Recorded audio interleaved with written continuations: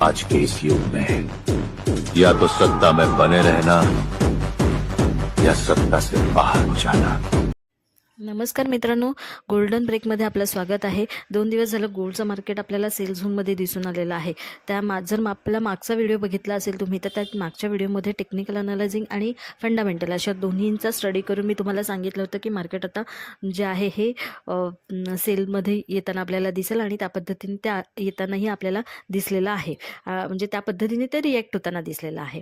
तर तुम्हाला जर आमच्या व्हिडिओ हव्या असतील आणि जर तुम्हाला तुमच्या स्टडीसाठी हेल्प हवी असेल किंवा पोझिशनसाठी हेल्प हवी असेल तर आमचा व्हिडिओ जे आहे त्या सबस्क्राईब करायला विसरू नका, शेअर्स करायला विसरू नका आणि लाईक करायला विसरू नका।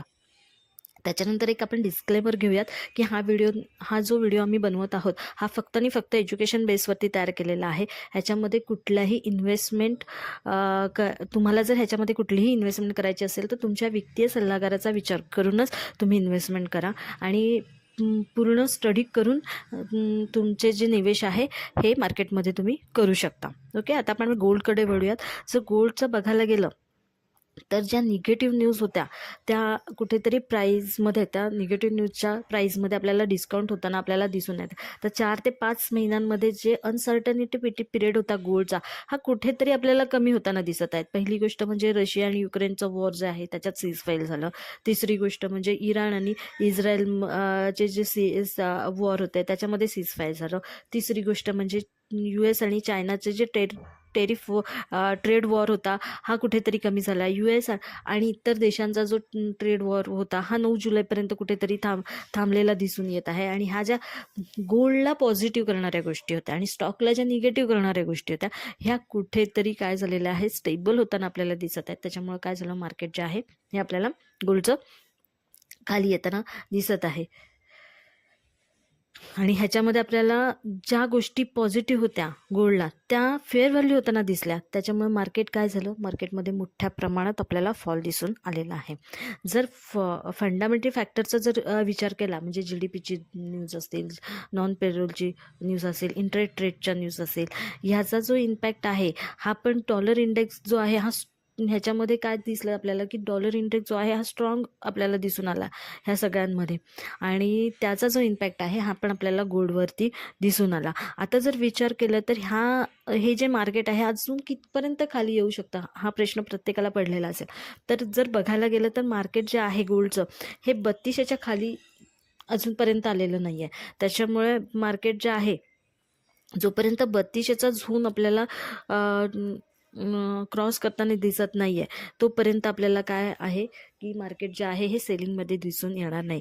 या सगळ्याचा जर आपण विचार केला तर गोल्ड जे सेफ इव्हन व्हॅल्यू जो आहे गोल्डचा हा कुठेतरी थांबलेला दिसलेला आहे। त्यामुळं काय झालं आहे की नवीन बायर्स आपल्याला कुठे दिसत नाही आहेत प्रॉफिट, आणि त्याच्यामुळे नवीन बायर दिसत नाही आहे। त्याच्यामुळे काय झालं की मार्केट जे आहे गोल्डचं हे म्हणजे गोल्डच्या मार्केटला हे प्रॉफिट बुकिंग आपल्याला कंटिन्युटीमध्ये येताना दिसलेलं आहे, पण तो अजूनही 3200ला क्रॉस केलेला नाही आहे। त्याच्यामुळे आपल्याला ते 3200 जर त्यांनी 3200चा सपोर्ट तोडला तरच तो आपल्याला 3040 डॉलरपर्यंत आपल्याला दिसून येऊ शकतं। आता जर आपण बघायला गेलं तर मग गोल्डच्या मार्केटला स्ट्रॉंग करण्यासाठी आपल्याला काय करायला हवं किंवा कुठल्या गोष्टींकडे लक्ष द्यायला हवेत, तर पहिली गोष्ट म्हणजे 9 जुलैला जे टेरिफ वॉरचा ची जी बातचीत होणार आहे त्याच्याकडे लक्ष देणं आहे। जर तिथे जर गोल्डला पॉझिटिव्ह होणारी गोष्ट दिसली तर गोल्ड पॉझिटिव्ह होताना दिसेल। दुसरी गोष्ट म्हणजे जिओपॉलिटिकल इश्यू जर पुन्हा एकदा तयार झाले तर तिथे कुठेतरी गोल्ड हा पॉझिटिव्हमध्ये येईल।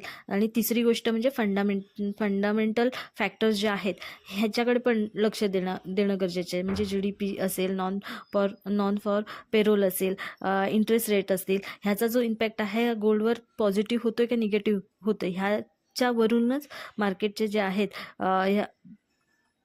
या सगळ्यांमध्ये कुठेतरी हे जे चेंजेस आलेत हे कुठेतरी प्राईस जी आहे ही रिबाउंड होताना आपल्याला दिसून येऊ शकते।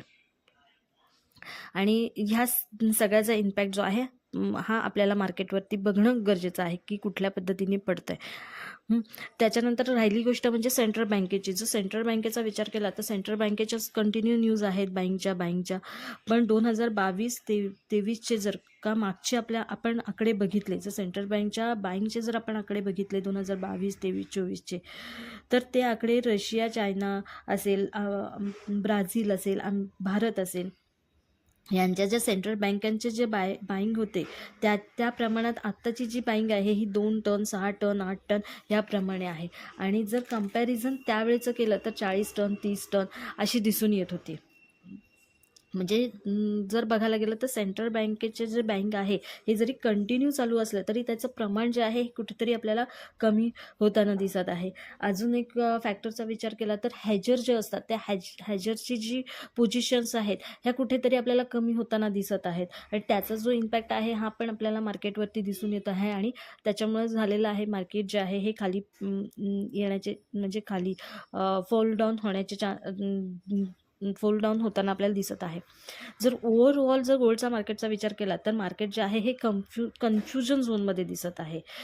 आणि मग ह्या सिच्युएशनमध्ये आपल्याला थोडंसं थांबणं गरजेचं आहे. जर का 3200चा तो सपोर्ट तोडतोय तर आपल्याला कुठेतरी बाईंग भेटू पुन्हा एकदा आपल्याला बाईंगमध्ये येताना दिसून येऊ शकतो. आणि जर का त्यांनी 3200चा सपोर्ट तोडला तर मग मात्र मार्केट कुठेतरी मोठ्या प्रमाणात सेलिंगमध्ये पडतानाही दिसेल. मग तो सेलिंगला पडेल तर तो कसा पडेल, तर जसं आपण बघितलं तर 3400 आणि 3500ला जेव्हा मार्केट गेलं ते 3500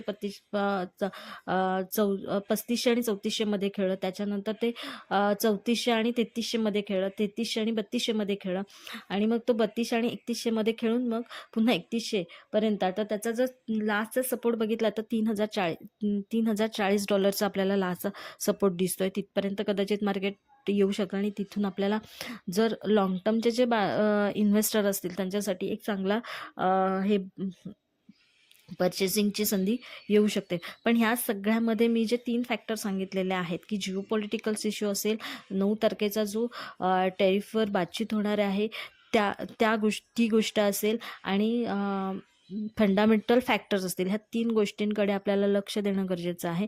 इथे जर का कुठेही पॉझिटिव्हिटी आपल्याला दिसून आली तर मार्केट पुन्हा आपल्याला